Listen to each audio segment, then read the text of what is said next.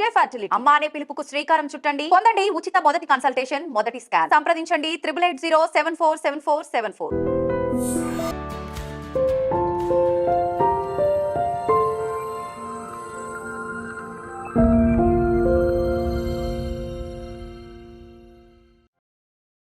ఇంట్లో 5గురు పిల్లలుంటే సందడి సందడిగా ఉంటుంది.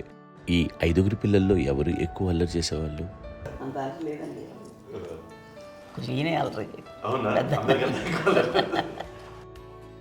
అమ్మ ఇక్కడ ఒకటి అల్లరికి, హుషారుకి, చలాకితనానికి, చిలిపితనానికి ఆ తేడా తెలుసుకుని చెప్పమ్మా. అల్లరంటే ఇప్పుడు నా ఇమేజ్ ఏమైపోద్ది, అల్లరంటే అల్లరుడు అని, నేనేమో చాలా రావుడు మంచి బాలుడు అనేలాగా నా ఇమేజ్ ఇది. నేను అలాగే చెప్తుండేవాడిని. నా ఉద్దేశం అదే.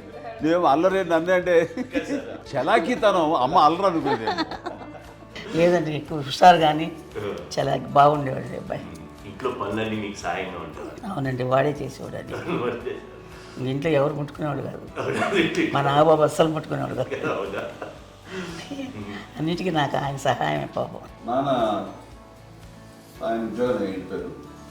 నేను పాక్కుంటూ అలాగా వెళుతూ వెళ్ళిపోయాను. నాకు తెలియదు.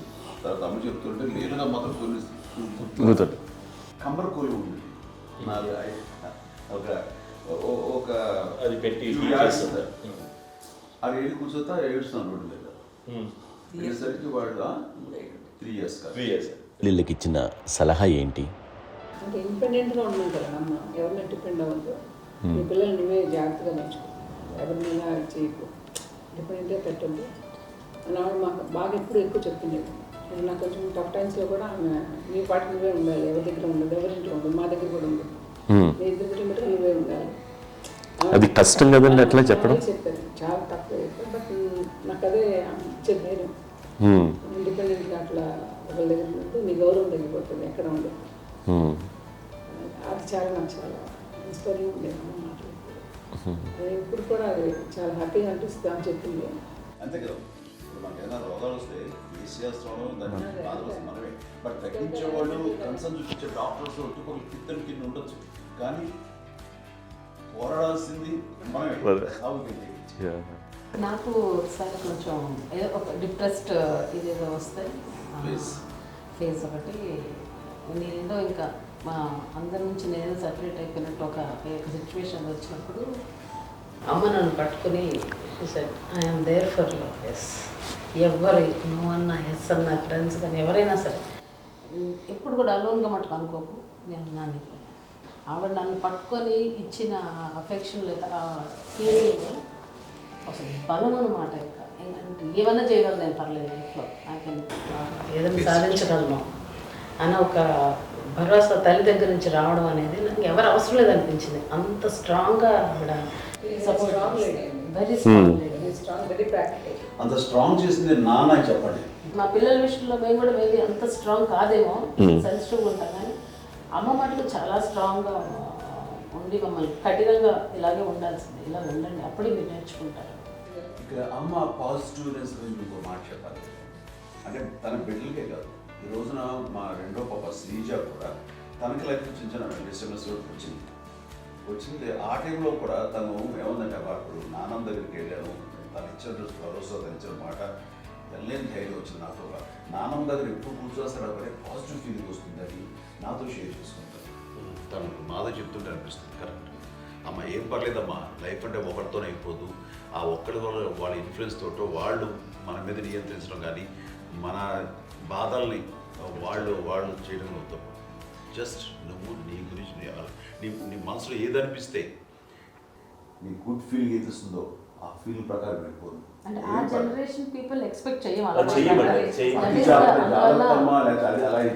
కాదు, ధైర్యం ఉండి అందరికీ ధైర్యం బాగా నూరుకొస్తారు.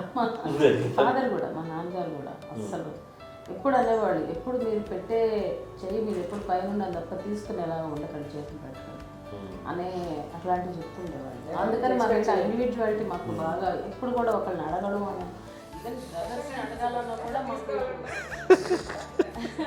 అది పడిపోయింది మైండ్లో, కొంచెం కష్టంగా ఉంటుంది. సో నాకు అంటే ఆవిడ మా అమ్మ ఏదన్నా కొంచెం డిప్రెస్ అయినా నేను చాలా ఎక్కువ అమ్మకి షేర్ చేసుకుంటే అన్నయ్య కూడా లేడు. అన్నయ్య ఉన్నప్పుడు ఓకే, లేనప్పుడు నేనే ఎక్కువ షేర్ చేసుకున్నాను. బట్ ద బెస్ట్ థింగ్ మా అమ్మ దగ్గర నుంచి హగ్ అండి. ఈరోజు కూడా మా అమ్మని హగ్ చేసుకోకపోతే అంటే అది నాకు మా అందరిలోనూ, అంటే ఆవిడ పెద్ద చదువుకున్న వ్యక్తి కాదు, పెద్దగా బయటికి వెళ్ళి నా ఎక్స్పోజర్ కాదు, కానీ ఇవాళ అన్నయ్యగా చెల్లికి మా అన్నయ్యకి అట్లా ఉండొచ్చు ఉంటుందండి ఫ్యామిలీ అన్న తర్వాత. కానీ ద ఇన్విజిబుల్ బాండేజ్ మా అమ్మ ఇచ్చింది. ఆ లవ్ అండ్ ఎఫెక్షన్, హగ్, అవన్నీ ఆవిడ నాన్ వెర్బల్ అడ్వైజ్ ఏంటంటే అందరూ అలా కలిసి ఉండాలనేది ఆవిడ నుంచి మేము నేర్చుకోవాలి. అది ఇట్స్ ఇస్ నాట్ వర్డ్లీ, అది నోటి మాట కాదు, అది వెర్బల్గా కాదు, నాన్ వెర్బల్గా చెప్పినటువంటి ఇది. సో అందుకని అది మాకు గొప్ప, మేమందరం ఇప్పుడు అలా ఉండడానికి కారణం, అంత కలిసి ఉండడానికి కారణం, మెయిన్ కారణం మా అమ్మ అండి. అది సో అందరూ ఉండాలనేది మా అమ్మ అడ్వైస్. ఇప్పుడు కూడా నేను ఎప్పుడైనా ఏదైనా ఫీల్ అయినా, అన్నయ్య ఫీల్ అయినా, లేదు నాన్న అట్లా వదుకు, ఇట్లా ఉండండి, ఇట్లా ఉండి, ఇప్పటికీ చెప్తుంది. మేము ఎవరైనా ఎప్పుడైనా మా చెల్లితో గొడవపడ్డా అనుకోండి, నేను అట్లా అనకరా అని, ఎట్లాగా అన్న ఏమో లేదులేమ్మా, ఏదో అన్నాను కానీ ఫీల్ అవ్వకమ్మా, మేమందరం కలిసి, ఆవిడని అసలు టెన్షన్ పెట్టవండి మేము. సో అలా అది ఆవిడ నేర్పించింది, అలా కలిసి ఉండటం అనేటువంటి బాండేజ్ని. లో చెప్పాలంటే మీ అందరికీ ఆవిడ ఒక వైఫై లాంటిది. Yes, you can say that. Yes yes. ఇంకొక అడ్వైజ్ కట్టండి, అమ్మ విషయంలో నేను గొప్పగా ఫీల్ అయ్యేది, కానీ చాలామంది పెద్దలు రిటైర్ అయిపోయి విశ్రాంతి తీసుకుంటున్నటువంటి పెద్దలందరూ కూడా ఆచరించే విధంగా ఒక విషయాన్ని నేను గమనించాను. ఇప్పుడంటే నా దగ్గర ఉంటుంది కాబట్టి ఉన్నాను. అమ్మ విడిగా ఇంకొక ఇంట్లో ఉండేది, 9 సంవత్సరాలు నాన్నగారు దూరం గతించి ఉండేది. 5 సంవత్సరాలు ఒంటరిగా ఉండి నన్ను బిడ్డలందరూ ఎవరు మానవుడు వెళ్ళిపోయారు, నేను ఒంటరి అయిపోయాను అన్న ఫీలింగ్ అమ్మకు ఎప్పుడు ఉండేది కాదు. తర్వాత బిడ్డలు ఆయా వాళ్ళ టైం బట్టి వచ్చి చూసుకుంటే సరిపోతుంది. అది వారమా, నెలక, 2 నెలక, అసలు ఒకసారి రాలేని పరిస్థితిలో ఉంటుంది. 5-6 నెలల పాటు ఇదే ఊళ్ళో ఉండి, పక్క విధుల్లో ఉండి, ఎవరి పనులు వాళ్ళు బిజీగా ఉండి, ఎవరి షూటింగ్ వాళ్ళు బిజీగా ఉండి, ఎవరి ప్రొఫెషన్లో వాళ్ళు బిజీగా ఉండి, ఎవరి ప్రొఫెషన్లో వాళ్ళు బిజీగా ఉండి, తన సంసారం తను బిజీగా ఉంటాను. ఒకసారి అమ్మ ఏమీ ఫీల్ అయ్యేది కదా, ఏంటమ్మా రావట్లేదు, అసలు పట్టించుకోవట్లేదు ఏంటి అంటే, అంతేలేమ్మా అని ఇలాంటి నిరసన మాటలు కానీ, ఈసరింపు మాటలు కానీ, లేకపోతే న్యూనతాభావం కానీ, ఇలాంటివి ఎప్పుడు అమ్మకు లేవండి. వచ్చారు అబ్బాయి ఏం చేసి పెట్టడా చెప్పండి అంటూ చాలా పాజిటివ్ ఉండి, ఇప్పటికీ కూడా తను సపరేట్ కిచెన్ మా ఇంట్లో ఎంతో ఉంటుంది, వేరే కిచెన్. ఎందుకంటే అమ్మకి మోస్ట్ స్ట్రెస్ బస్టర్ వచ్చేసినా, లేకపోతే ఏదో రిలీఫ్ ఏంటంటే తన కిచెన్లో కూర్చొని వండుకుతాడు, వండి అందరికి పెట్టాం. ఇప్పటికీ కళ్యాణ్ బాబు అక్కడక్కడ తిరిగేసి, ఎక్కడో చేసి, నిరసనలు చేసి, అన్ని రకాలు చేసి వస్తే అమ్మకి చాలా జాలి. ఆడేదో ఇంక మేము గుడ్లో కష్టపడుతున్నాం, కానీ ఆడి ఎంటలో వెళ్ళేది మీకు టీవీలో వాటిలో అది ఎక్కువగా చూపించేసరికి వాడే కష్టపడతారు, మేము కష్టపడలేదు ఫీల్ అమ్మకి. అందులో వాడు రాగానే ఎలా వచ్చావా అని అమ్మ ఎక్కడ కళ్యాణ్ బాబు అంటే ముందు అమ్మను కానీ ఎక్కడ కళ్యాణ్ బాబు, తను ఎక్కడ ఉంటాడు, ఏ ఉంటాడు తెలుసు. అది చూసిన తర్వాత ఎక్కడ తను వాడికి ఇష్టమైన బిర్యానీ అవి చేసి చక్కగా పంపించి అన్నీ చేస్తుంటాడు. అట్లాగా బిడ్డలకి పెట్టడమే తప్ప బిడ్డల నుంచి ఈ వయసులో ఎక్స్పెక్ట్ చేయడం లేకపోగా కొంచెం పట్టించుకోవట్లేదు అనే ఒక న్యూనత భావంలోకి వెళ్ళిపోయి సైకలాజికల్ డిప్రెస్ అయ్యే మదర్ మాత్రం కాదు. ఆ రకంగా మాకందరికీ భరోసా. మేము కూడా పెద్ద అయినా బిడ్డలు వాళ్ళ ప్రవృత్తి, ఉద్యోగరీత్యా వాళ్ళ వృత్తిరీత్యా వాళ్ళు దూరం అయిపోయి మనల్ని చాలా కమ్యూనికేషన్ గ్యాప్ వచ్చినా సరే బిడ్డలు నాకు దూరం అయిపోయి పట్టించుకోవట్లేదు. ఇలాగే చూసావా వెళ్ళి ఎంత ఇదిగా ఉదయ్యేవాళ్ళు గురించి ఇప్పుడు ఏమైపోయాను అన్న ఇంత పిక్చర్ బాధపడలేదు వాళ్ళకి అంటూ నెగిటివ్ సైడ్ ఆలోచించే విధానం లేనే లేదు. అది మా అందరికి ఎంత కంఫర్టబుల్ అంటే అంత అయితే కదా. నేను చూసుకోకపోతే మాధవ్ చూసుకుని, మాధవ్ లేకపోతే నాగబాబు వెళ్తుంటాడు, కళ్యాణం వల్ల మా విజయ్ చూసుకుంటున్నది, సరే నాకు కళ్యాణ్ బాబు తను చూసుకుంటుంటాడు, ఇలా ఎవరో కూడా వెళ్తూ ఉంటాం. అమ్మ మాత్రం అది వెరీ గుడ్ హెల్దీ. నేను చాలా మంది తల్లిదండ్రులు చూశాను, అవును, వాళ్ళు చాలా ఇబ్బంది పడుతూ ఉంటారు. పట్టించుకోవడం మేము అర్థం చేసుకోగలము, కానీ వాళ్ళు వస్తే బాగుంటుంది కదా అనేది ఉంటుంది, ఫీల్ అవుతారు. అవును, అలాంటి ఫీలింగ్ ఏం లేదు. పైగా బిడ్డలు వస్తే వాళ్ళకి ఏం చేసి పెట్టాలా అనే ఆలోచన. అది వెరీ హెల్దీ, చాలా మంది ఆచరించాల్సిన ఒక విషయం. చిన్నప్పుడు అన్ని ఆనందాలేనా, మర్చిపోలేని దుఃఖాలు కూడా ఏవైనా ఉన్నాయా? అమ్మ చెప్పాలంటే ఓపికకి గృహిణిగా తన బాధ్యతలు నిర్వర్తించడానికి అండ్ అన్ని రకాలుగా టేకింగ్ కేర్. దీనికి ఒక మంచి ఉదాహరణ నేను చెప్పగలను. అది తలుచుకున్నప్పుడు నాకు చాలా ఉద్యోగంగా ఉంటుంది, నాకు చాలా కంటితలు వచ్చేస్తుంది. అమ్మకి మేము 5 బిడ్డలు అండ్ పురిట్లోనూ 1 year పెరుగో 2.5 years పెరుగో. నేను ఎక్కడికి ఒకసారి హాస్పిటల్ ఈ మధ్యకాలంలో సరే అమ్మకి మోకాల ఆపరేషన్ జరిగింది. అమ్మను కొంత బాధపడుతున్నావు, అసలు ఈ రోజున వచ్చిన మెడికల్ అడ్వాన్స్మెంట్లో నీకు అసలు ఏ బాధ తెలియకుండా మోకాల ఆపరేషన్ రీప్లేస్ చేస్తారు అని వీళ్ళందరూ చెప్పడానికి భయపడతాను. ఎందుకంటే ఫస్ట్ ఎలా నాకు సపరేట్ అవుతాను, ఎలా చెప్పాలి తెలియదు. ఒక్క వీళ్ళంతా కలిపి నీ మాట వింటారు, అది మాట మీద నువ్వు చెప్తే అసలు ఎప్పుడు ఏ పని చేయలే. లేదు లేదు నిజం ప్రామిస్ అండి, ఏ పని చేసేవాడు కాదు. మా ఇద్దరికి మధ్యలో పాపం అన్నయ్య చాలా పని చేసేవాడు. ఎంత పని చేసేవాడు, నేను ఇచ్చిన తర్వాత మళ్ళీ నాకు ఏదైనా చిన్న పని చెప్తే అది కూడా నువ్వే చేయనివ్వండి. ఆ కోపం వచ్చేది, కోపం వచ్చి ఒకడు కొట్టేవాడు, కొడితే కోపం వచ్చేది తప్ప నేను వెళ్ళేవాడిని కాదు. అమ్మకి ఎప్పుడు ఏంటంటే ఒక ఇదే పని చేయడని, అంతే. నిజంగా ఏ పని చేసేవాడిని కాదు. అవునా? కష్టపడ్డా గుడ్లా కష్టపడ్డా లేదు లేదు వాడంటే మాత్రం మహాప్రేమ. నేను చూస్తున్నాను దగ్గర ముందు పెట్టినావు ఆర్టిస్ట్ కాబట్టి వ్యక్తీకరించిన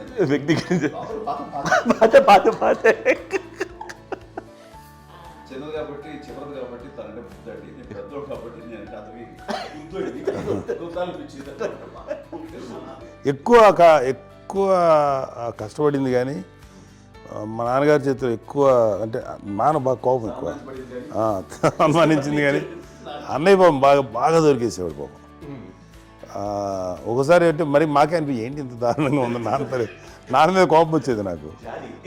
నాన్న మీద కోపం వచ్చేది, నాన్న చేసి బాధ అనిపించేది. అమ్మాయి ఏమనేది కాదు. సరే అయినా సరే ఎప్పుడు కూడా పోనీ అంది చేసినా మళ్ళీ తను హైపర్ యాక్టివ్ అన్నయ్య ఫుల్. ఇప్పటికీ ఉన్నాడు, ఇప్పుడు ఈ రోజు కూడా అదే అన్నయ్య సేమ్ హైపర్ యాక్టివ్. యూజువల్గా పెద్ద కొడుకు కొంచెం అంటే సూపర్గా ఒక నిదానంగా ఉంటాడు అంటారు, బట్ అన్నయ్య దాని జస్ట్ ఆపోజిట్. యూజువల్గా ఆఖరి పిల్లలు హైపర్ యాక్టివ్ ఉంటారు, అన్నయ్య పుట్టడమే భయంకరమైన హైపర్ యాక్టివ్. ఒకప్పుడు అమ్మాయిల్ని ఎక్కువగా బయటికి పంపించేవాళ్ళు, అబ్బాయిల మీద కూడా అనేక ఆంక్షలు ఉంటూ ఉండేవి. మీ పిల్లల్ని అలా ఆంక్షల మధ్య పెంచారా, లేకపోతే పూర్తి స్వేచ్ఛనిచ్చారా? అంటే మాకు మా నాన్నగారు కానీ మా అమ్మగారు కానండి మాకన్నా చాలా బ్రాడ్ మైండ్ ఉన్న వ్యక్తులండి. ఎందుకంటే పిల్లలు ఎక్కడన్నా బయటకు వెళ్తే ఇప్పుడు మేమైతే భయపడిపోతాం. మా విజయ్ కానీ మా చిన్న చెల్లి అన్నయ్య నేను అందరం కూడా ఇవాళ ఉన్న పరిస్థితిలో వాళ్ళు ఎప్పుడు భయపడేవాళ్ళు కాదండి. ఎక్కడికి వెళ్తాను వెళ్ళనిచ్చేవాళ్ళు, లేట్ అయినా అసలు ఏమనేవాళ్ళు కాదు. లేకపోతే ఏదైనా మోటార్ బైక్లు వేసుకున్నాం, లేకపోతే కారులో ఎట్లా పడితే ఎట్లయినా సరే ఏమనేవాళ్ళు కాదు. వాళ్ళు తెలియకుండానే మాకు ఒక ఫ్రీడమ్ ఇచ్చారండి. సో దట్ అదే ఆ ఫ్రీడంలో భాగమే అన్నయ్య కానీ ఇండస్ట్రీకి వెళ్ళాలంటే కూడా ఒక వ్యక్తి ఒక కొడుకు ఒక గొప్ప కెరీర్ని పర్సూ చేసుకుంటూ వెళ్తున్నప్పుడు నాన్న కానీ అమ్మ కానీ ఓపెన్ మైండ్ తోటి అసలు నువ్వు వెళ్ళినా ఎంతకాలం వెళ్తావు, నువ్వు ప్రయత్నించని చెప్పి అలా వదిలేశారండి. అన్నయ్య కూడా ఏంటంటే మోస్ట్ రెస్పాన్సిబుల్గా వెళ్ళి చాలా మేజర్ అమౌంట్ అన్నయ్యకి కూడా పెద్ద అమ్మకు వందలు ఇచ్చేది కాదు. కరెక్ట్గా ఆ ఇన్స్టిట్యూట్లో చదువుకునేటప్పుడు ఎంత ఇవ్వాలో కరెక్ట్గా ఇచ్చేది. తనకి ఎక్స్ట్రా ఖర్చు పెట్టుకుంటే అంటే అట్లా ఉండేది అంతే కదా. అంత జాగ్రత్తగా అన్నయ్య కూడా అంత రెస్పాన్సిబిలిటీగా రెసిప్రోకేట్ అయ్యి చేసి అందువల్ల మా అమ్మ నమ్మకం చూడాలి, మా అమ్మగారి మా నాన్నగారి నమ్మకాన్ని అన్నయ్య ఎప్పుడు అది వాడు ఇంత నమ్మకానికి 10 times ఇచ్చాడు. ఏ వయసెస్ వైపు కానీ ఏ అలవాట్ల వైపు కానీ ఎందులో ఇండల్జ్ అవ్వకుండా నాకు నేనుగా నియంత్రించుకుంటూ సరైన మార్గంలో వెళ్ళేలాగా నాకు వెళ్ళడానికి లోపల ఆ స్ట్రాంగ్ థాట్. అడగగానే వాళ్ళు రెసిస్ట్ చేస్తే ఇచ్చారని ఆపేశారు అని ఏదో చిన్న రిలక్టెంట్ ఫీలింగ్ ఉంటుంది, వాళ్ళ మీద చిన్న కోపం నిరసన ఉండేది. వాళ్ళు అలా లేకపోవడానికి వాళ్ళు వెంటనే అడిగిన వెంటనే జాగ్రత్త అనే నిర్ణయం నీది కానీ జాగ్రత్త అని హెచ్చరిక చేయడంతో నాకు మరింత బాధ్యత తిరిగి గుర్తు తిరిగి నేను నడుచుకుంటూ వెళ్ళాను. కాబట్టి అది నాకు ప్లస్ అయింది వాళ్ళ దగ్గర.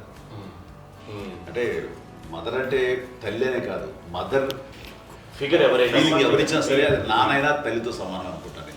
నాగో చెప్పినట్లుగా అట్లాగా అలిసిపోయి వచ్చిన నాకు కాళ్ళు నొక్కుతుంటే నాకు భయం వేసేసేది. ఆ తర్వాత పడుకో అది గలవాయించేవాడు, అది కూడా కోపం. అంటే ఉదాహరణ అంటే మళ్ళీ అదే నాకు మళ్ళీ తిడతారు, ఎందుకు కాదు పడుకుని ఎక్కడ నిద్ర వస్తాయండి నాన్న. సో ఆ రకంగా నాన్న తన ప్రేమను చూపిస్తుంటాను. ఆ తర్వాత గోండా టైప్లో కూడాను నేను ట్రైన్ కింద వెళ్తుంటే నాన్న అక్కడే ఉన్నారు, రాజమండ్రి దగ్గర ప్రాంతంలో. ఆయన చాలా కోపం చేస్తుంది, ఇలాంటి చేస్తుంటావు నువ్వు, ఏదైనా అయితే ఏంటి అది చెప్పి. ఏం పర్లేదన్నా, ఏమవుతుందో అన్ని రకాల సేఫ్టీ అన్ని రకాల జాగ్రత్త చూసుకున్నాం. ఈ రోజు ఉన్నది సేఫ్టీ అప్పుడు లేదు. అయినా సరే రేపు పొద్దున నీ కొడుకులు ఇలాంటి పరిస్థితులు నీకు తెలిసి వస్తారు అప్పుడు అనేవాడు. ఎన్నిసార్లు ఆ మాట అనేవాడు. నాకు నిజంగానే మగధీర టైంలో గుర్ర పెట్టుకుని ఆ రోడ్డు మీద పడిపోయేది అని అన్నప్పుడు నాకు ఆ ఫస్ట్ టైం ఆ ఫీలింగ్ కలిగింది. అలాగే పీటర్ హెయిన్స్ అనేవాడు ఫస్ట్ మగధీరలో జంప్ చేస్తారు, మోటార్ బైక్ జంప్ చేసినప్పుడు ట్రైల్లో పీటర్ హెయిన్స్ అంత హైట్ నుంచి 20 feet 25 feet హైట్ నుంచి పడిపోయి మొత్తాన్ని బోన్స్ ఇరగొట్టుకుని వాడు 7 నెలల పాటు 1 year హాస్పిటలైజ్డ్. అది వీడైతే ఏమో తలుచుకుని భయం వేసేసేది. అప్పుడు నాన్న గుర్తుకొచ్చేవాడు, ఓహో వాళ్ళ టెన్షన్ ఇంతే లేదు, మనకి మన కొడుకు వస్తే తెలియదు ఈ మాట నాన్న ఎప్పుడూ అన్నారని అనిపిస్తుంది. Sweet memories my. అత్త కోడళ్ళ మధ్య అనుబంధం ఎలా ఉంటుంది? సురేఖ్ గారితో మీకున్న అనుబంధం గురించి చెప్తారా? మాకండి కోడలు కాదండి, నా కూతురండి. మీది ఒక అందమైన ఉమ్మడి కుటుంబం, అందరూ కలిసి ఉంటారు. ఇంత ఆనందంగా ఉండడానికి కారణం ఏంటి? దీనికి పునాది ఎవరే వేశారు? మా నాన్నగారి క్వాలిటీ నేను ఎగ్జాంపుల్ చెప్పగలను. అమ్మ వాళ్ళ ఇంట్లో పెద్దది, వాళ్ళ నాన్నగారు అంటే మా తాతయ్య గారు ప్రొహిబిషన్ డిపార్ట్మెంట్లో సిఏగా ఎస్ఐగా చేశారు. ఏదో మా ఇన్స్పెక్టర్ సిఏ చేసి ఆయన కాలం చెందారు. చాలా ఎర్లీగా 48 years చచ్చిపోయారు. 40 చచ్చిపోయారు. 40 దాదాపు 40 సరిపోతే ఆయనకి అప్పటికి అమ్మ కాకుండా 4 బిడ్డలు. అమ్మ తర్వాత అబ్బాయి తర్వాత 3 ఆడపిల్లలు. వాళ్ళు ఏంటంటే రాకరావడి నాగబాబు కంటే కూడా చిన్నవాడు. అది ఆ వయసు అంత చిన్నవాడు. అమ్మ మా పిన్నమ్మలు నాకంటే చిన్నవాడు.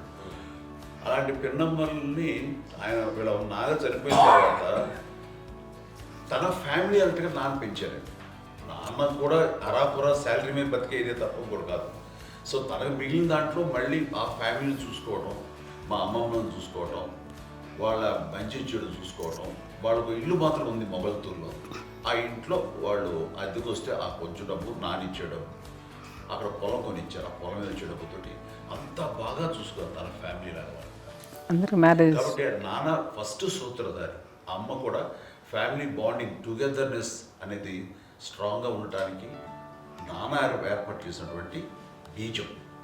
అది అమ్మ కంటిన్యూ చేస్తుంది. మేము ఇవన్నీ చూసి మేము నేర్చుకుని మేము టుగెదర్ అంటున్నాను. అందునే we're very rich in terms of emotional bonding. ఇప్పటికే ఎవరికి ఏ కష్టం వచ్చినా, ఎవరికి ఏది ఇబ్బంది వచ్చినా సరే మొత్తం అందరం గురిపోతాం. ఏ లెవెల్గా వెళ్ళిపోయి మోర్ సపోర్ట్ చేస్తాం. అంటే వీ డోంట్ ఎక్స్పెక్ట్ ఇంకా అంతమంది ఏముంటుంది ఒకరినొకరు భరోసా.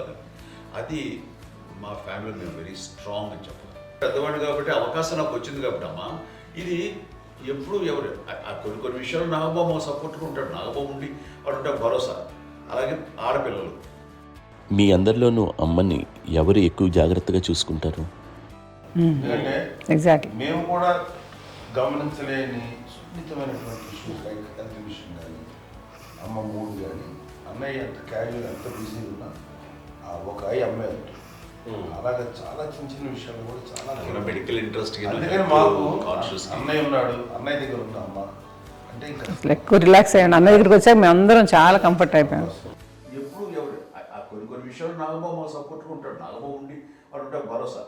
అలాగే ఆడపిల్లలు ఇట్లా ఒకరినొకరు అండి కాంప్లిమెంటింగ్ టు ఈచ్ అదర్ అండి. అవి ఒక్కరు కాదండి, అది వాళ్ళ నాన్న చూపించే ప్రేమగా నేను చెప్పగలను. కానీ బట్ దీని అందరూ సూత్రధారి నాన్న తర్వాత అది అమ్మ మెయింటైన్ చేస్తుంది. భరోసాగా ఉండేవాళ్ళు అంటే అందరూ కలిసి సపోర్ట్గా ఇది చేయడం. ఎందుకంటే వీళ్ళ పెద్దనాన్నగారి పిల్లలు కూడా ఆయన చూసేవారు. మా నాన్నగారు అన్నయ్య గారు వాళ్ళ బిడ్డలు కూడా ఇక్కడే ఉన్నారు. పెళ్లి చేశాను. వాళ్ళని కూడా అమ్మాయి వాళ్ళ ఆడపిల్లలు కూడా అమ్మాయి చూడండి. నాన్న ఎట్లయితే తన చెల్లెలు చూసుకున్నారో అట్లే నాన్న తరపు అమ్మగారి పిల్లలు వాళ్ళు చనిపోయారు పెళ్లి గారు. వాళ్ళ బిడ్డలకి పెళ్లిళ్ళు పేరెంటాలు అన్నీ చేసింది అమ్మాయి. అమ్మ అలా చేసింది కాబట్టి అది మాకు మార్గదర్శకం ఉంది. ఇప్పటికీ వాళ్ళు కొంచెం ఒక మాదిరి పరిస్థితి ఉంటే వాళ్ళకి ఇల్లు కూడా పెట్టడం కానీ వాళ్ళకి ఏంటి అన్నది అమ్మ మాటల్లో చెప్పాలంటే బంధాలు బాంధవ్యాలు అన్నది ఎనలేని ఆస్తిపాస్తులు. సో ఎలాగైతే డబ్బు ఎంత సంక్రమించింది, ఎన్ని ఆస్తులు వచ్చాయి ఫిజికల్గా అనే దాని మీద కంటే కూడా ఇవి ఆస్తిగా తీసుకుంటూ దీన్ని విలువ ఎరిగి గుర్తెరిగి దాని ప్రభావం తెలుసుకుని అది కనుక మనం ఇచ్చిపుచ్చుకుంటే ఫ్యామిలీలో అంటే దాని మించింది. మా చెల్లెలు కూడా వస్తే నేను అనుకోవట్లేదు, సూర్య కూడా ఉంటుందని నేను అనుకోవట్లేదు. అలాంటి గొప్పగా ఇది అండ్ ఆ రకంగా షీస్ వెరీ చాలా గొప్ప జన్మ. అమ్మకి చిన్న మానసికంగా చిన్న ఏదో ఒక డిప్రెషన్ అది వచ్చింది. ఏదో నాన్న గుర్తుకొచ్చో, నాన్న లేరనో, లేకపోతే వాళ్ళ అమ్మగారు కూడా అదే టైం చనిపోయారనో, తన దగ్గర ఉంటారు ఏదో ఉన్నప్పుడు మేము అందరం సపోర్ట్గా ఉండి మా కొన్నాళ్ళు నా దగ్గర ఉందిగా అని చెప్పేసి అప్పట్లో అమ్మ వేరేగా ఉంది. ఉన్నప్పుడు ఒకటే మాట అమ్మ నీలాంటి గర్భం అంటే అంజనమదే గర్భం అని బయట ఎన్నోసార్లు నా ఫ్రెండ్స్ కానివ్వండి, బయట కానివ్వండి, కొన్ని సందర్భాల్లో మీటింగ్లో కానివ్వండి, స్పీచెస్లో కానీ అన్నవాళ్ళు ఎంతోమంది అన్నారు. వాళ్ళు ఆ మాట అంటే రీజన్ తెలుసా నీకు? కోటాల్లో ఎంతమంది తల్లులకు నీకు వచ్చిన అదృష్టం, నీకు లభించినటువంటి గౌరవం ఎవరు లభిస్తున్నావు? బిడ్డలు ఎంతోమంది చేత కొనియాడబడుతున్నారు, ఎంతోమందికి సహాయపడుతూ ఆ రకంగా వాళ్ళందరి యొక్క ఆశీస్సులు పొందుతున్నారు. కానీ ఎంతోమందికి నిరంతరం హెల్ప్ చేస్తూ వాళ్ళ ఇది చూసుకుంటున్నారు. అవి ఆ భగవంతుడు మీరు చేసిన పూజలో ఉన్న ఆ భగవంతుడు మన నెక్స్ట్ తరాలకు కూడా మనకి ఇలాంటిది వారసత్వంగా ఇస్తూ అదే రకంగా కొనసాగించేలాగా మాకు అదృష్టం ఇచ్చారు. ఇంతమంది ఎవరు నీ నుంచి వచ్చిన వాళ్ళే నీళ్ళు ఇది ఎంత గొప్ప గర్భం, ఎంత గొప్ప జన్మ నీది. అలాంటిది నువ్వు ఇలా అవటమేంటి? ఎంతసేపు ఇది హై లెవెల్లో ఉండాలి నీ ఫీలింగ్స్గా నువ్వు కానీ. అంతే నువ్వు ఇలాగా కుంగిపోవడం ఏంటమ్మా చెప్పినప్పుడు నిజమే కదా, నేను అవడం ఏంటి? ఇది నీది కాదు నాది కాదు, నువ్వు నమ్ముకున్న భగవంతుడు నీకు ఇచ్చింది అనుకుంటావు కదా. నువ్వు ఆ భగవంతుడి కృతజ్ఞత తీర్చుకోలేక ప్రతిరోజు ఆయన ధ్యానించు, ఆయన పూజలో ఉండు, నీకు ఆయనే ధైర్యం ఇస్తాడు. అంతేగాని నువ్వు నెగిటివ్ సైడ్ ఆలోచించుకోమ్మా. మా అందరికీ పాజిటివ్నెస్ ప్రివైల్ చేసిన దానివి, ఇచ్చిన దానివి, అందించిన దానివి. అలాంటి నువ్వు నెగిటివ్ వైపు వెళ్ళిపోకూడదు అంటే అంతే. మళ్ళీ అటుపక్క ఎప్పుడు గెలలేదు. ఆంజనేయ స్వామి భక్తి ఆయనలో ప్రవేశపెట్టి చెప్పాలంటే ఆయనకి నేనే నేను నమ్మిన దేవుడు ఇంట్లో నేనే ఇంట్రడ్యూస్ చేశాను. నానంత ప్రగాఢంగా నమ్మి ఆయన దానివల్ల లబ్ధి పొందారు. ఆయన అందులో మమ్మల్ని మించిపోయిన స్టేజ్కి వెళ్ళిపోయారు. ఆయనతోటి ఆంజనేయ స్వామితో ఇంటరాక్ట్ అవుతూ అట్లా ఆయన నమ్ముకుంటుంది. ఆయన నానంటారు అంతా నా గురువు, నా పెద్ద కొడుకు పెద్దోడే.